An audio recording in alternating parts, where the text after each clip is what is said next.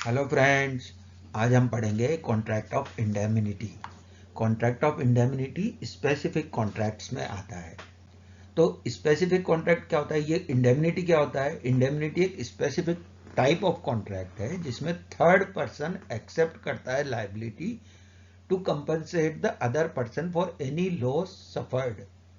तो जबकि general contract में क्या होता है कि लायबिलिटी टू कंपनसेट जो होती है वो पार्टी के खुद के ऊपर होती है, लेकिन यहाँ थर्ड पार्टी एक्सेप्ट करती है लायबिलिटी फॉर परफॉर्मेंस अगर प्रोमिसर फेल हो जाता है तो तो इस वजह से इसे हम स्पेसिफिक कॉन्ट्रैक्ट कहते हैं। सेक्शन 124 जो कॉन्ट्रैक्ट एक्ट का है, तो सेक्शन 124 से 147 जो है वो contract of indemnity and guarantee के बारे में बताता है, और सेक्शन 124 और 125 कॉन्ट्रैक्ट ऑफ इंडेमनिटी के बारे में बताता है। तो as per section 124, any contract by which one party promises to save the other from loss caused to him by the conduct of the promiser himself or by the conduct of any other person is called a contract of indemnity। यानी अगर किसी भी second party को कोई loss होता है because of the promisor himself या कोई थर्ड पार्टी की वजह से,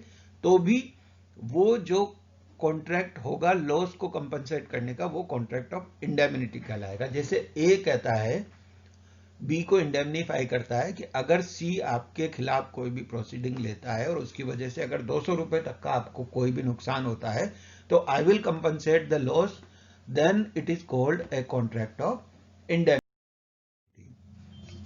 जो चिट्ठी है ना, चिट्ठी रजनीकांत नहीं, चिट्ठी जो है, चिट्ठी टेक्स्ट बुक है, ये इंग्लिश कॉन्ट्रैक्ट लॉ की एक बहुत ही फेमस टेक्स्ट बुक है।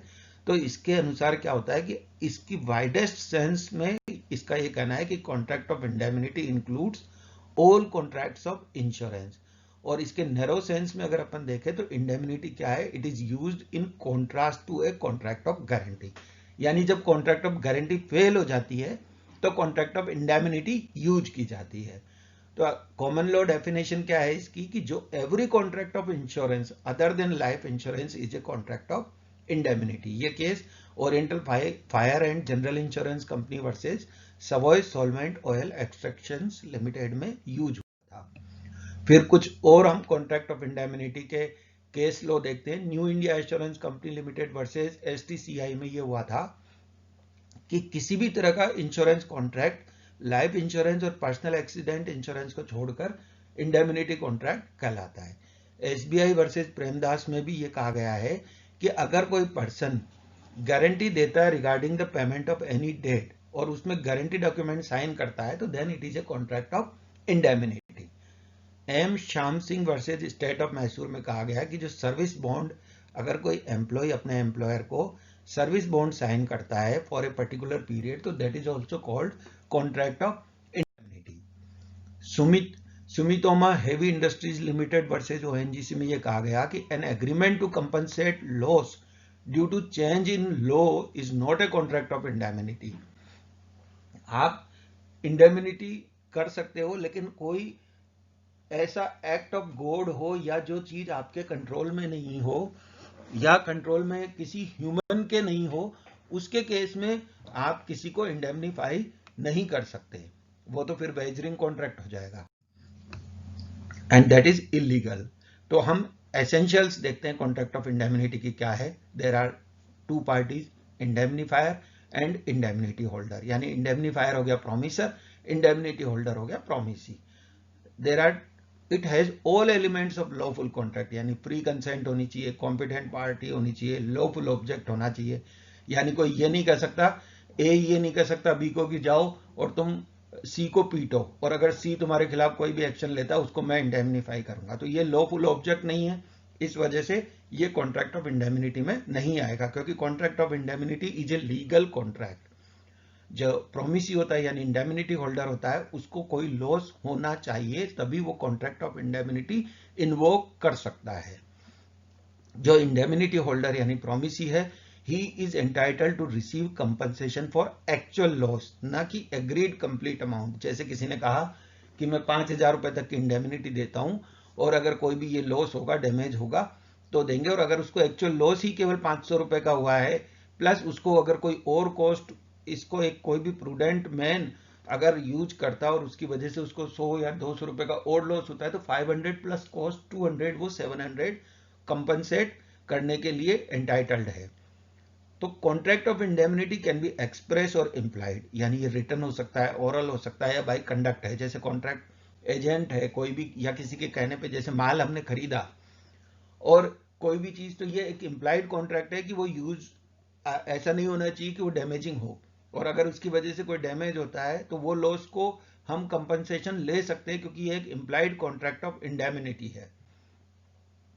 Contract of indemnity contingent contract होता है, यस, क्योंकि ये हो भी सकता है और नहीं भी हो सकता है, and this contract are based on faith. Now section 125 क्या कहता है, इंडेमनिटी होल्डर के क्या क्या राइट्स है when he was went to sue.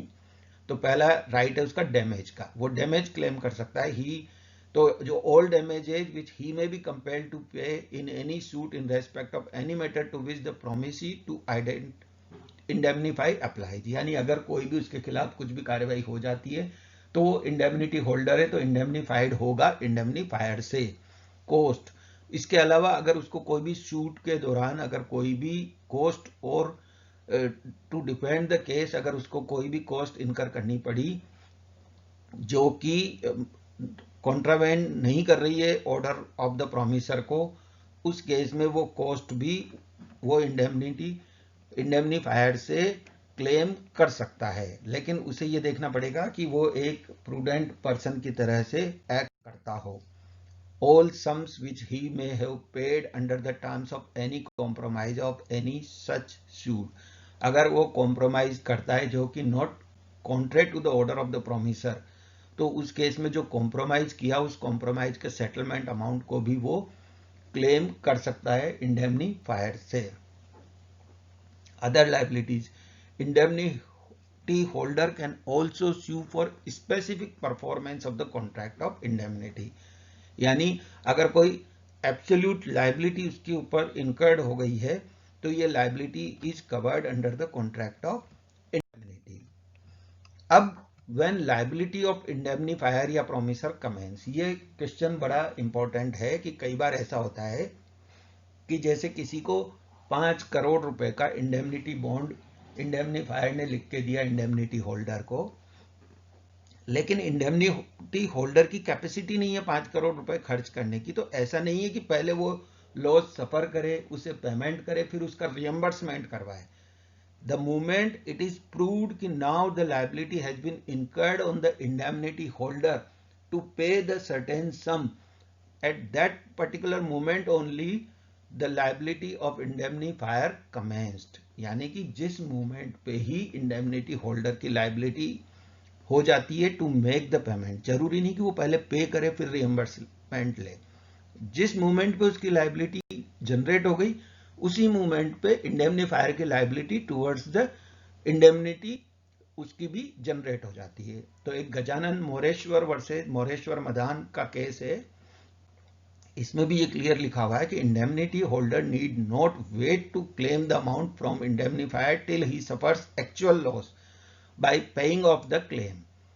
तो इसी तरह की ओपिनियन दूसरे कोर्ट्स ने भी दिए कि इंडेमनिटी कोई जरूरी नहीं है कि रीपेमेंट ऑफ पेमेंट हो आफ्टर पेमेंट, यानी इंडेमनिटी रिक्वायर्स ओनली कि वो कभी भी ये नहीं कहेगा कि इंडेमनिटी होल्डर पहले पे करे फिर हमारे पास आए।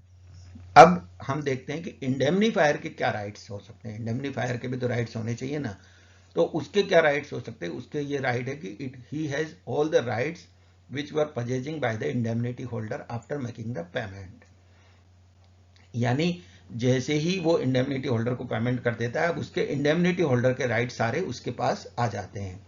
इंडेमनीफायर जो क्या होगा, he will be able to file suit against third party, वो इंडेमनिटी होल्डर के नाम से थर्ड पार्टी को स्यू कर सकता है up to the limit he has compensated the indemnity holder, जितने रुपए उसने इंडेमनिटी होल्डर को दिए उतने रुपए तक के लिए वो थर्ड पार्टी को स्यू कर सकता है in the name of indemnity holder. Indemnifier entitled होगा to receive the amount of compensation from the third party up to the limit he has compensated, और he can also refuse for the claim outside the limit of contract. यानी अगर उसने 5,000 रुपए के indemnity bond भरा है तो वो 5,000 रुपए से ज्यादा का क्लेम होगा तो वो रिफ्यूज कर सकता है। तो thank you very much for watching this video. भैया सब्सक्राइब कर दो, बेल आइकन प्रेस कर दो। अगर अच्छा लगे तो मैं आगे पूरा आपको अच्छे ढंग से वीडियो समझाऊंगा और ये स्पेसिफिक कॉन्ट्रैक्ट्स के बारे में हम पढ़ेंगे। अगले लेसन में हम कॉन्ट्रैक्ट ऑफ गारंटी को समझेंगे। Thank you.